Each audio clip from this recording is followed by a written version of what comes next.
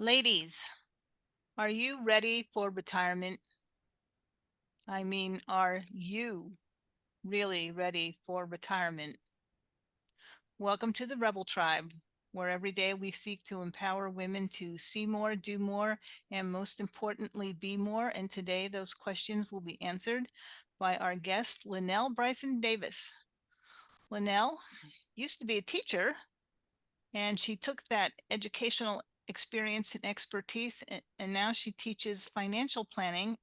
And we have her with us today to specifically address some topics that might be of interest to our ladies. So Lynnel, welcome. Well, thank you. It's nice to see you and everyone out there in TV land, podcast land. Okay, so I have to ask, the jump from teacher to financial planner, that's a bit of a leap. How did that happen? Well, I don't, technically, I'm not a financial planner. I function that way sometimes. My technical title is investment advisor representative. And how did I make that leap? Well, when I was still teaching, I was looking for an additional source of income. And my brother-in-law was with the same company that I'm now with, and he offered again and again. And I said, no, no, no, no, no, because I was just sure I couldn't do this. I was afraid that I would do something wrong and ruin someone's retirement. And once someone from the company finally showed me that there are too many checks and balances within the company that I represent for me to screw up as long as I follow the protocols, I realized that I could totally do this. So I started with a life insurance license, and then I moved on into being able to do mutual funds, and then I started working on managed accounts. And I actually just got my mortgage license, and so that's my latest license. And all of them are designed to help clients. And in my practice, I have a lot of women who are my clients. So it seems like it's an odd move, but in many ways, I'm just educating. I educated as a teacher, and now I educate as an investment advisor. And so that's my job, and that's what I do, and that's what we're going to do tonight. Wait, so it sounds like, I know that part of what well, let's get right to the fact that, first of all, most women are sadly, I don't want to say uninformed, uninvolved. The women that I know, if they're married, most of them are quite content to let their spouses handle the retirement planning. I'm not sure why that is. I do know some single women that are, taking care of their own retirement and are doing a great job. But I also know some that, again, are sadly not prepared. Why why do women have such a hard time with this? I honestly don't know that it is just women.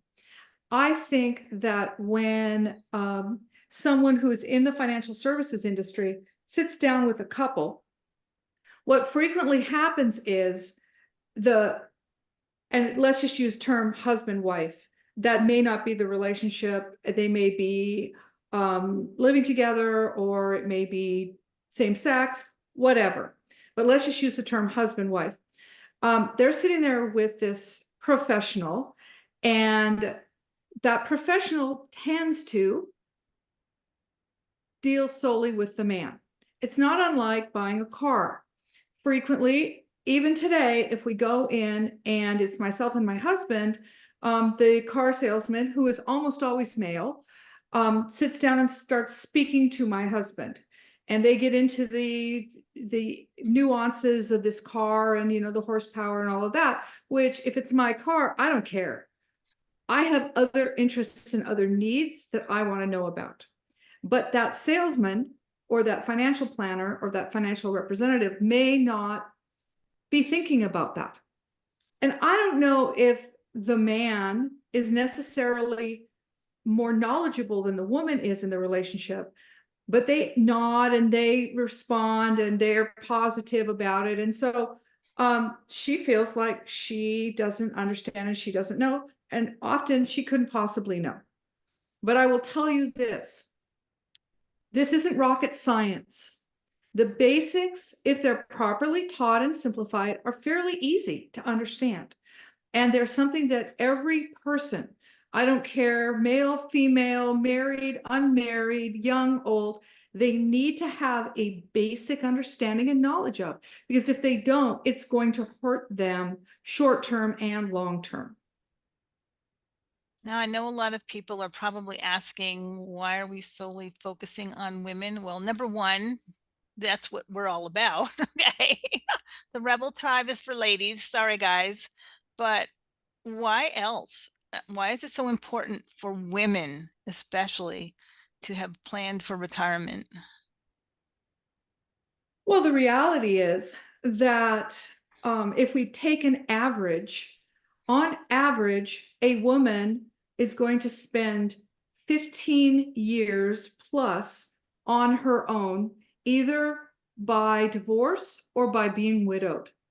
I have both widowed friends as well as divorced friends. I have widowed friends as well as divorced, sorry, widowed clients as well as divorced clients. And this is not something that that you're ever prepared for. So years ago, and when my husband and I got married, I was a fully an adult, and there were some things that my mom had taught me that I brought into our marriage. And one of them was that I would maintain certain things, a credit card of my own that is in my name and is on my credit rating, my own credit rating, as well as my own bank account. Now, that is not to say that my husband and I do not have um, credit cards in his name, bank accounts in both of our names. But if something happens, I am safe. So my mom learned this years ago from a friend of hers. She had started a new job. She'd been a stay-at-home mom for decades, and she'd gotten this new job, and she'd met this woman, and they were about the same age. In fact, her youngest daughter and I were in school together. And this lady, let's call her Jan, this lady had been a war bride. I know this is a long time ago, but she was from Great Britain and she was living in Canada, and her husband was Canadian. She had some kids and her husband, and one day he dropped dead. She had no bank account, no credit rating. She had no credit card in her name. She had no credit. And here she is, a widow who doesn't even, because her husband is now dead, at that time, the way that immigration was done is different than it is now. She was entirely dependent on him for her status as far as even living in the country. She was in terrible trouble. And one of the things she said to my mom, and they had become friends fairly quickly, she said to my mom, there's nothing against Ernie, my dad, but you need to have these things, because if something ever happens, you're not protected. You have nothing. They can shut off your gas. They can take your house. Your mortgage needs to be in both your names. All of these things have to be put in place. And so my mom went home, discussed it with my dad, and she started to put these things in place. Now, years later, my mom has now been a widow for 11 years. Before my dad passed, they knew that he was not well, and they made sure that everything, she knew where everything was, that all of the accounts were in both of their names with language, so that whichever one of them died first, it went to the other, to make sure that she was not in a position where she could lose things, her condo, her car, all of those things. And so I learned from my mom that that was something that was really important to do, that it wasn't any negativity against my husband. It was just a matter of reality. If something happens, you need to be protected. Yeah, I'm here to vouch for that. I wish I'd kind of thought that through the first time around, because not only can being a widow mess you up, but being divorced can really mess you up. So, Sometimes I think being yeah. divorced is worse, because at least if you're a widow, there wasn't that spouse who, because let's face it, divorce is very often acrimonious. And if you don't have things like your own bank account where you can shove an emergency fund, if things go south and everything's in his name, now granted, there are states um, that are where both the people in the marriage have to divide things equally. But if you're not living in one of those states, or even if you are, those things take time. And if it becomes really, really vicious, that person can ruin your life. And it doesn't have to be that way. Um, I first think, maybe some marital counseling might help, but even if that isn't the case, you have to set things up in a way that if something happens, you're protected. And that is, if you have children in the picture, whether it's a blended family or it's kids that you share with that spouse, those kids need to be protected. They need to be protected in a lot of ways, and financially is one of them. So let's talk about bank accounts, because I heard you mention that, if the bank account's solely in his name, you're in trouble. And yeah, that's true. But what if it's a joint account? Well, I think joint accounts definitely have their purpose. And remember, banking is not my field. This is just from personal experience and from the experience of some people that I know. But different different couples handle finance differently. And in some cases they put everything together, in other cases they keep absolutely everything separate. I think both of those are really difficult to do. My husband and I each have a personal bank account, and then we have a couple of joint bank accounts. Most of the money is in our joint accounts. But there's a separation there. I have one. It has small credit cards on it that actually I share with our two sons, and helped them to build a line of credit, starting fairly young. My oldest was 15 when we established that particular account. And here's the thing: if my husband dies, I've already talked to because we do credit union. I've talked to our credit union and I said, okay, well, what happens if my husband dies? Well, it becomes your account.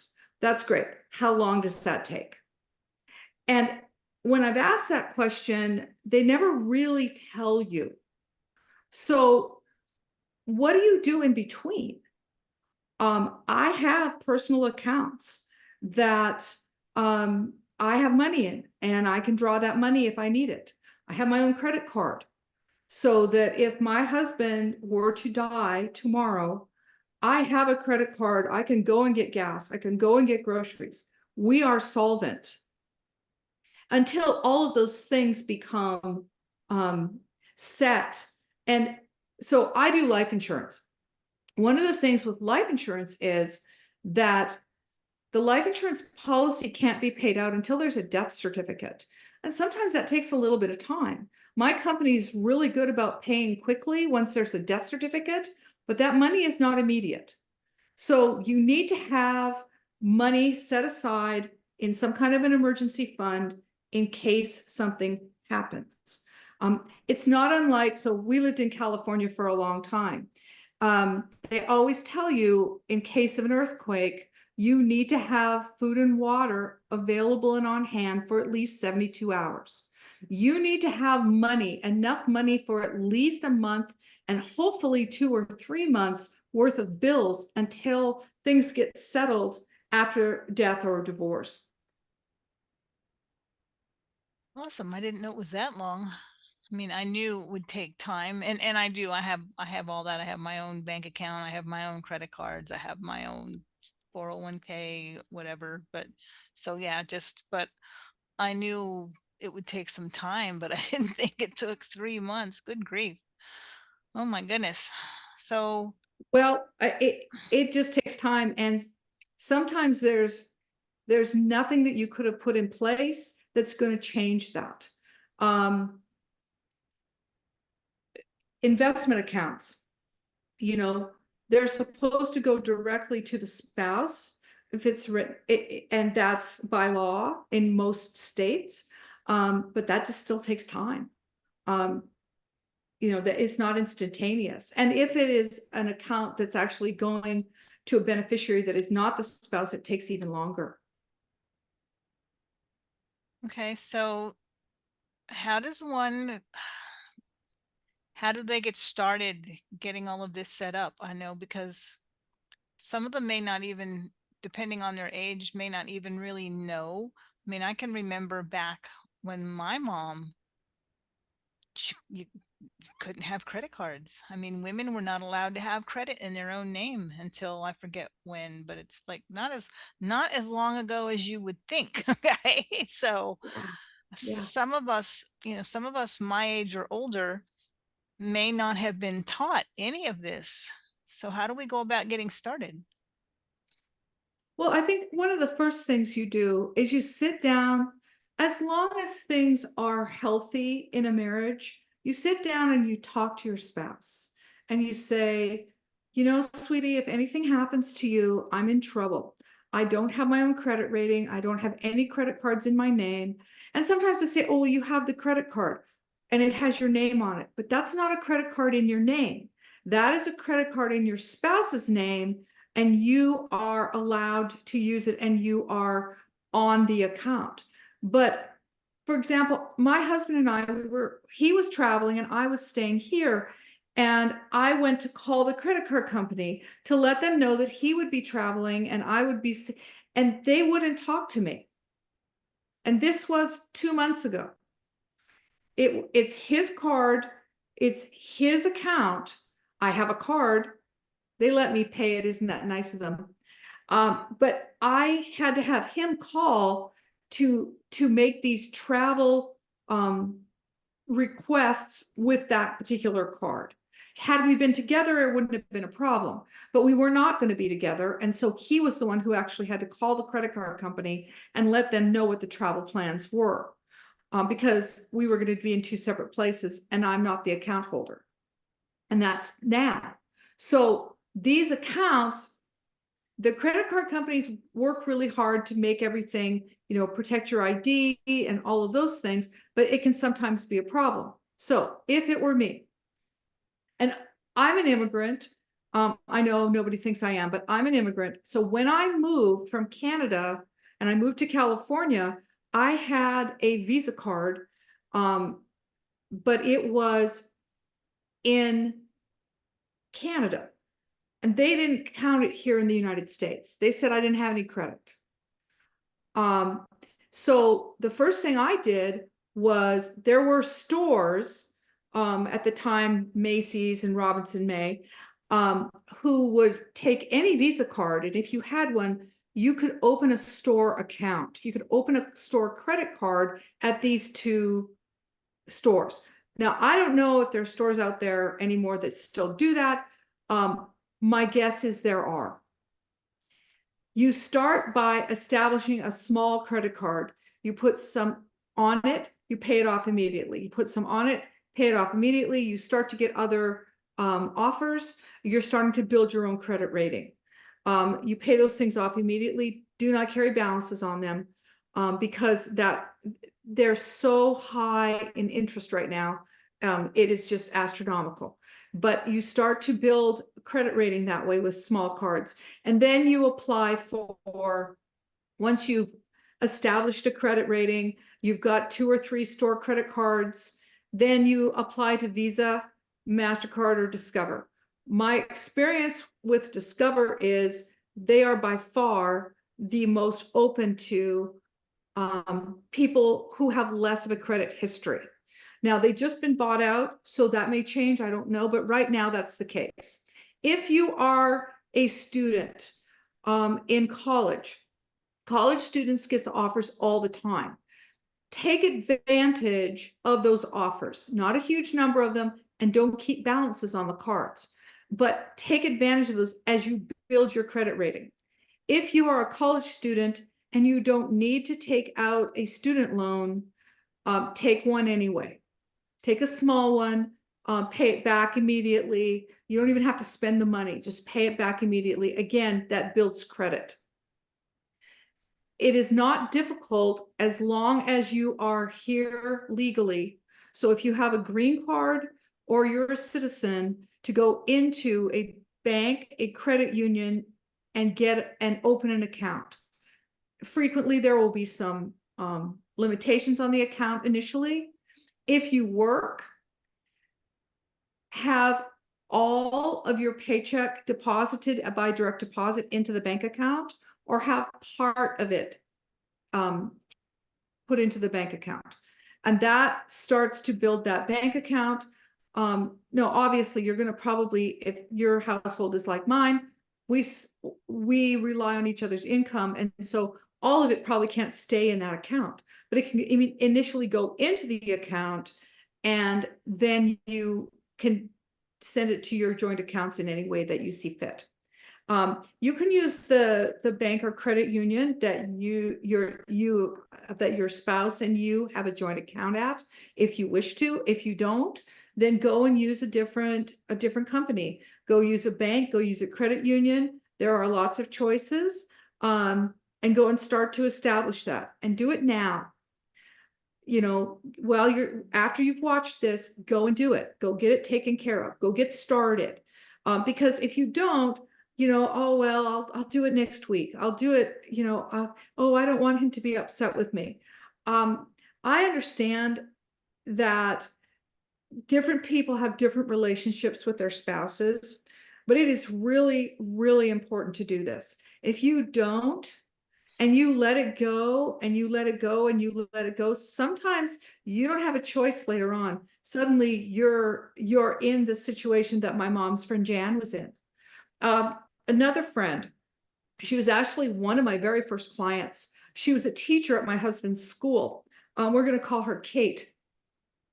And Kate, and she never told me this, but I was pretty sure, and it was confirmed for me later on. Kate had been a Catholic school teacher for years, and then suddenly she started working at the public school. And she then did everything she could to put aside money, because she was trying to establish a legacy for her two sons. She wanted to be able to leave them something when she passed away. So she worked as a public school teacher for 15 years. And just before she retired, I had gotten my licenses, and she took the leap of faith with me and had me start to establish accounts for her. Last year, she passed away. But she was able to leave a lot. I mean, if you think about the short amount of time she had, and you think about the fact that she actually ended up in assisted living and had to start drawing on some of these retirement accounts, she actually left a really reasonable amount of money for both her boys, which was her goal. And she had been divorced. She was a very lovely Catholic lady, and that was so hard for her, because she was she was very much a part of the Catholic Church. And but she was able to set aside money, and she learned all the skills that she needed. She did a great job of putting money aside from her public school teaching job to be able to set aside money for her boys. And she also had a quality retirement. In my opinion, it wasn't nearly long enough, but she got to travel. She and friends went on cruises, which she loved. She'd go to Vegas. She had a wonderful time. And she was able to put that in place in about 15 years. Now, some of your viewers aren't going to have that much time, so they need to start now. They need to start establishing. One thing that a lot of married women don't realize, they say, oh, well, I don't make very much money, or I'm a stay-at-home mom. I don't make any income. If you are legally married and well, in this state, in other states, if you are married in any shape or form, if you've lived together for 7 years, in certain states, that you're considered married. If you file your taxes jointly, you are allowed to establish a Roth IRA or a traditional IRA. I always like Roth, and we'll talk about why in a minute, um, based on your husband's income. If your husband earns income and you are the spouse that stays home and looks after kids or looks after the home, or however you have that worked out, you are allowed to have a IRA, taken from, well, maybe you have a small amount of money, you have a garden and you sell things at the farmer's market and you make some money from that. Um, so you have some money that's in that account that you've now established. You're allowed to actually start an IRA, and it can be entirely based on your husband's income. It's allowed. And for this year, which is 2024, you can put up to $7,000 in a Roth IRA, up to $8,000 if you are over the age of 50. And until tax day of 2024, 2023, which this year is April the 15th, 2024, you could actually put money away for 2023. So why Roth? Well, you've got two choices with IRAs. You can either do a traditional IRA or a Roth IRA. Traditional means that you get a tax break now, but when you take the money out at retirement, you'll pay the tax. A Roth, you pay the tax now, and when you take it out at retirement, it is tax free. So the first account is tax deferred, which is a traditional IRA, and the other is a Roth IRA, which you pay the tax now and it is tax free upon retirement. Okay, so what's the difference between an IRA and a 401k? So an IRA is an individual retirement account, and that can be set up by anyone who makes income in the United States. Um, a 401k is established by the company that you work for. And that 401k has some wonderful things that allow people who work for those types of companies to put away even more money for retirement. So in most 401ks, the company has agreed to match up to a certain percentage of what the employee has put into the account. So let's say that the employee makes $500 a week. And so that, let's just round it to $2,000 a month. And the 401k language says that the employer is going to match up to 3% of whatever the employee puts in, and it can only be a maximum of 3% of their income. So that would be $200. No, that would be, sorry, it's late and I'm tired, and my brain does not do math when I am tired. It would instead be $20, but at 3%, it would be $60 per month. If the employee put in $60, then the company is going to put in $60. And so instead of $60, the employee now has $120 in their 401k. The employee, however, can put up to, for 2024, $23,000 into their 401k. Now, the employer is only going to match the first 3% that they put in, but the employee could put up to $23,000 into that account. So if you have money that is available for that, it is a lot more than you can put in a traditional or a Roth IRA. Okay. So is that, so are these, are, I'm trying to figure out how to word this. Okay, so I know 401ks. Well, I remember my 401k. So my 401k, it was invested for me. So not only was I contributing and my company was contributing, but it was invested in, like, well, I'll be honest, I don't know anything about stocks and bonds and everything. So I picked an account that, looked good for someone my age, and said, do your thing. Okay. Okay. Make it grow. And they did a fine job making it grow. So does that happen with everybody's, or was that like just for my company? How does that No, work? no, that's very, very typical. One of the drawbacks of 401ks, when they were established, the federal government, and I think they did this to protect employees, but I think in many cases it hurts employees. Some like myself, I can educate employees about what they should be looking for, but I am not allowed to say, you should get this. You should take this one. This is your best choice. Now, if they're in an IRA and I'm the person putting it in the IRA, I'm allowed to do that with an IRA. I'm allowed, as that person either retires from their job with the 401k or leaves that job with the 401k, I am allowed to then roll that into an IRA and then give them advice as to where is their best choice to put it based on their age and their risk tolerance and how much longer they have before retirement. So the disadvantage for the 401k is that there's not enough advice, and in many cases, not enough information. You know, people think, oh, well, HR will tell me. Well, the problem is HR is not allowed to tell you, even if they were truly knowledgeable about what the 401k does. So there's a few things to look at for your 401k. First, does the company match? Secondly, to what percentage?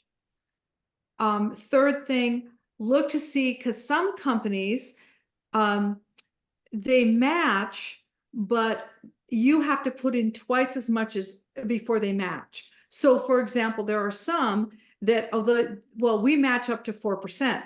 Well, they do, except you actually have to put in 8%. So for every 2%, they match you 1%. So you have to read it carefully. And then the last thing you have to look for is a vesting schedule. There are some companies that as soon as you qualify for their 401k, they will allow you to meet the matching. But they will only leave their portion of the money in if you have met the vesting schedule. 4 years is pretty common.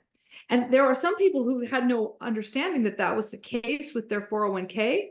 And all of a sudden they look at their 401k and it is dropped by half. And they're like, what the heck happened to my 401k? Well, they never realized that they had a vesting schedule and that the company took back their portion because you did not meet your obligation of the 4 years or the 3 years or whatever.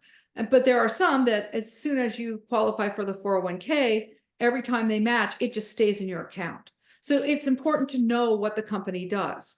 And those are questions that HR can actually answer. Okay, I was not aware of that either. Great.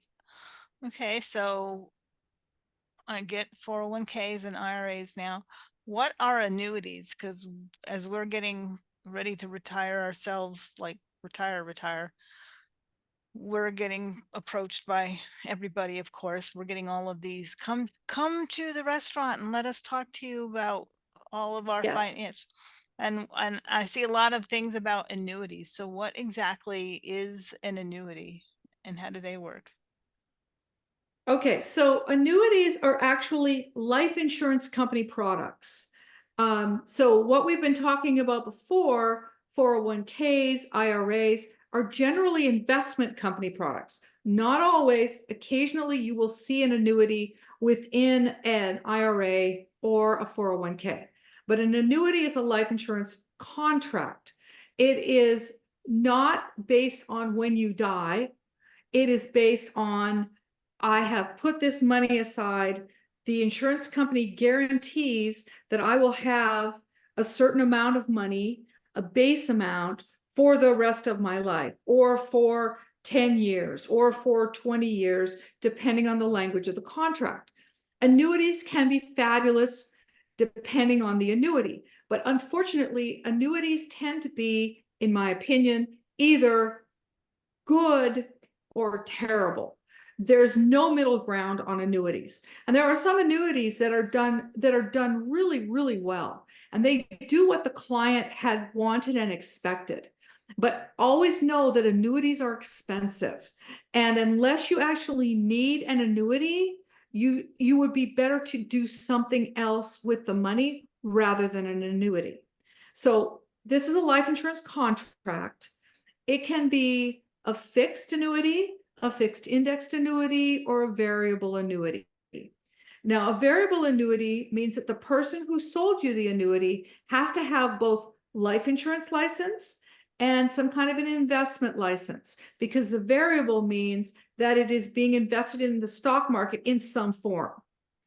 If it is an indexed or fixed indexed annuity, the person that sold you this probably does not have anything other than a life insurance license. That's because it's actually technically not an investment and it's not in the stock market. It's done based on an index. But the problem with them is that if you are every month spending money into an annuity, you are losing a huge amount of the value that you're putting aside and that you think you are investing for your future. The best time to buy an annuity is sometime between a year and maybe 3 years before you plan to retire, because that's when they fit you best. And that's maybe when it's a good time to buy an annuity.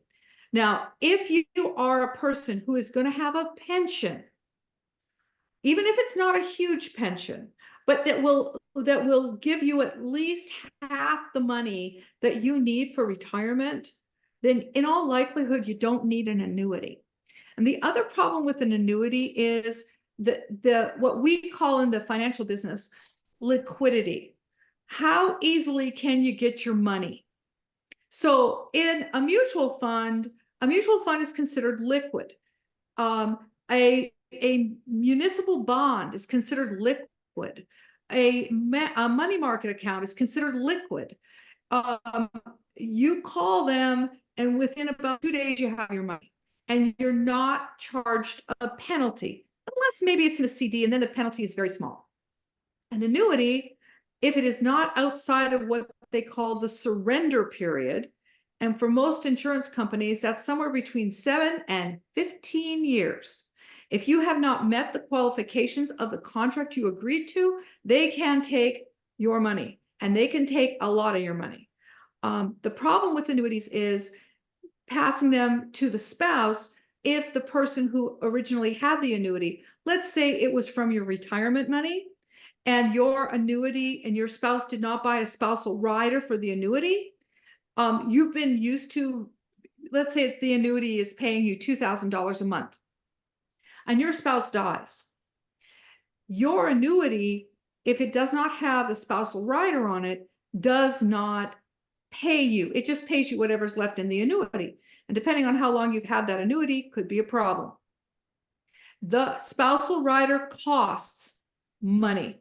The lifetime benefit rider costs money. Lifetime benefit means they're going to pay you even if there's no value left in your annuity. They're going to pay you until you die.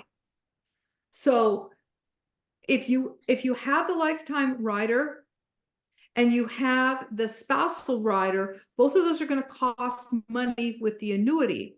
But it means that both you and your spouse are protected through both of your lifetimes. And then if anything is left over, it goes to your beneficiaries, kids, grandkids, or whoever you have named. And if there's anything left in the annuity account, you get that. The saddest thing for me with annuities is if the contract is written in such a way that the person who bought the annuity is the only person covered by it, and it is a fairly significant amount of money, and for whatever reason, the way the contract was written, the annuity goes entirely to the insurance company upon the death of the annuitant. And if that is the case, what if they only live 2 months? That insurance company gets all of that money. So if it is written properly, an annuity can be a great choice for retirees, but you have to be careful with them. So aren't all of these things invested in the stock market though? So, I mean, how stable is that? Because we all know, I mean, especially now they're still talking about recession. I mean, I worry about that. What happens if the stock market crashes like everybody's worried about, and do we all lose our savings? So I realize that people are always worried about the volatility of the stock market.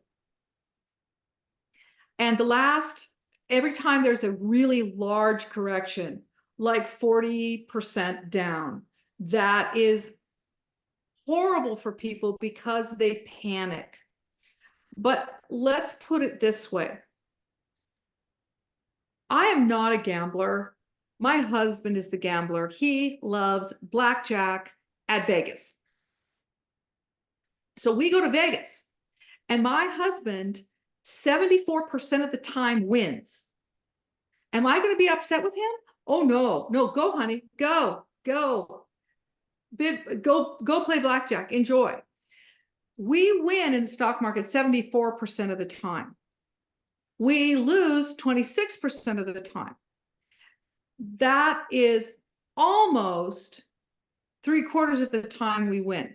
But we actually always win with the stock market if we are smart about our money.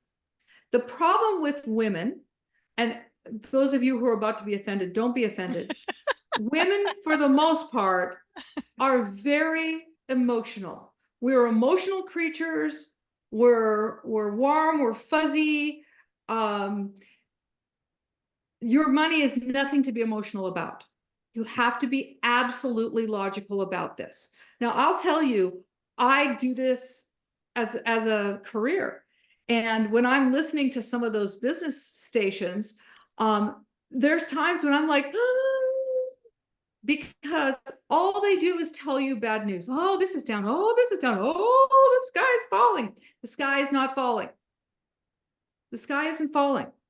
And actually, every time there's been a market crash in the United States, and there hasn't been one for a while, there's been downturns, but there's not technically been a crash. Every time there's a downturn, the following year, on the following couple of years, the upswing is generally reduces and relieves all of the losses that you got. And if you didn't take it out of the market, then your account value comes back and gains. And we get back to that 74% of the time we win.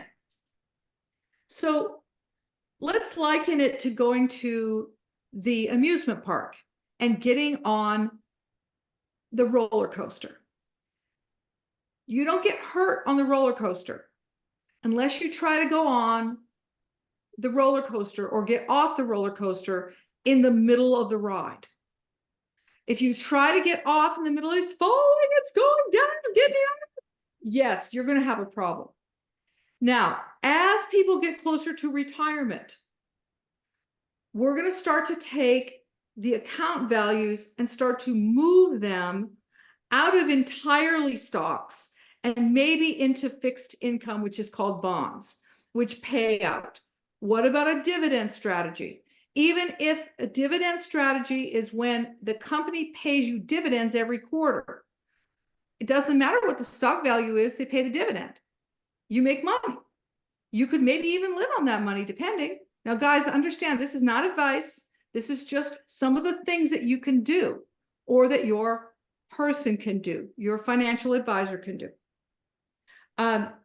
The idea that the stock market is really dangerous you need to get that out of your head. Do the research. Don't do Wikipedia. Please don't do Wikipedia, and don't even Google it, because Google has some real crazy stuff out there. But go to good quality investment companies. Go to good quality investment sites. Wall Street Journal, Yahoo Finance, Investopedia. These will give you this information. Don't take my word for it. Please don't. Go and find out for yourself. This is not a scary thing, and this is the absolute best place to have your money. Not gold, not silver, not the bank, not in a cash value life insurance that they tell you is going to be there for your retirement. The stock market is where your money needs to be. Now, again, not 100% of it. You need some in the bank. You need an emergency fund. You maybe a little bit of real estate, but on the whole, the stock market is a safe place for your money. Okay, I heard you talk about life insurance. Don't we need life insurance? Well, that depends. So when we are young, we have a brand new mortgage, we have little kids. Our spouse and I are entirely reliant on each other's income. If one of us dies, that other person in all likelihood loses everything. They end up living in a one-bedroom apartment with their kids. They're desperately trying to keep food on the table and a roof over the kids' heads because there's no life insurance. A properly written life insurance policy, we, by the way, only do term. And if you listen to some of the big gurus like Dave Ramsey and Susie Orman, I realize that they're not perfect, but they're very consistent. And they'll tell you term policy only because it's in the best interest of the client. Now, I will tell you, I write life insurance policies and I write only term life insurance policies. If I wrote some of those other kinds of policies, I would make way more money on them. So follow the money, figure out to whose advantage it is. And those other kinds of policies that are not term policies are in the best advantage of the person that wrote them and the insurance company whose policy it is, and not the client. So in the best interest of the client, it's a term policy. Your goal is once the kids are grown out of the house is paid for, you don't need life insurance anymore, you're now self-insured. Now, there are some people that don't get to that point, and so maybe they need to carry a small policy for burial and for, sorry, my dog is here causing me distraction. Usually it's my So you dog. need a policy.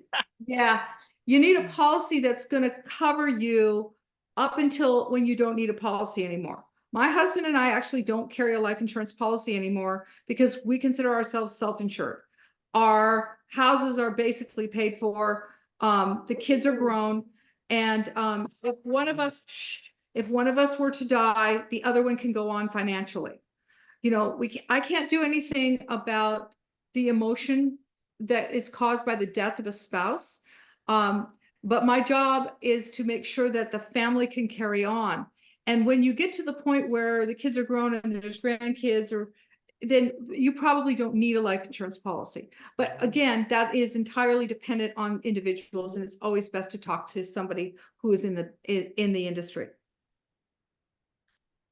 Oh my goodness, this is a lot of information, and I admit, like I said, I am not the financial whiz of our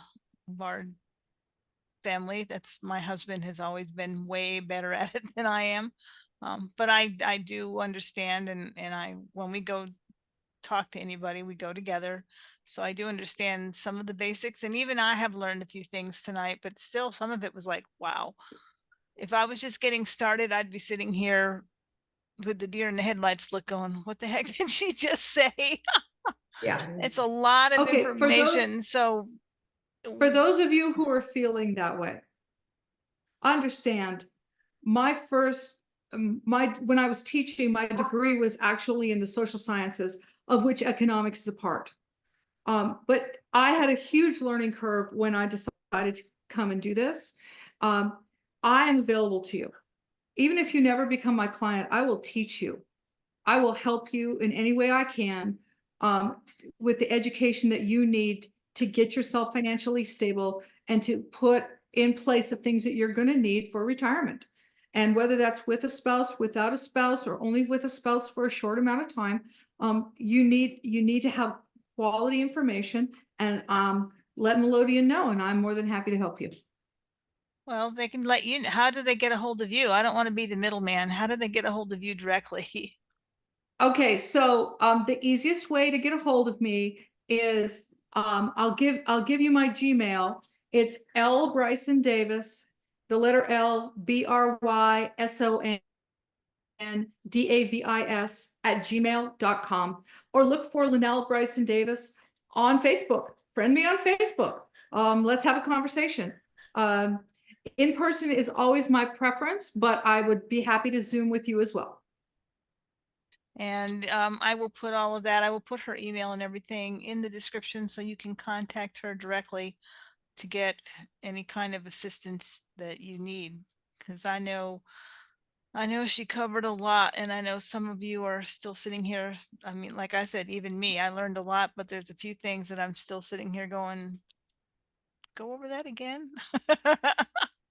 So I will share that information in the description so you can all follow up with her. And Lynnel, this has been really informative. I'm hoping some of our ladies will start looking at planning for their own retirement. Mhm. I can't tell you, believe me, after my first experience where I went to write a check we were both in the military at the time, and I went to write a check at the base commissary and the check bounced, and I'm like, what?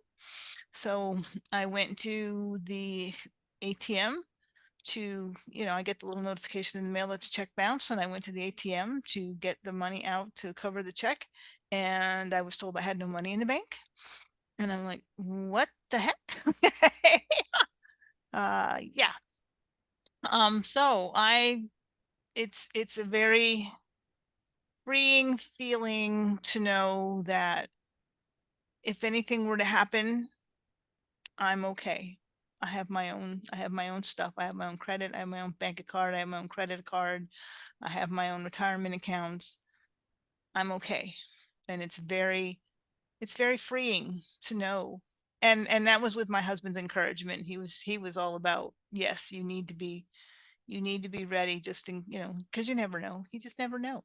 So Yeah.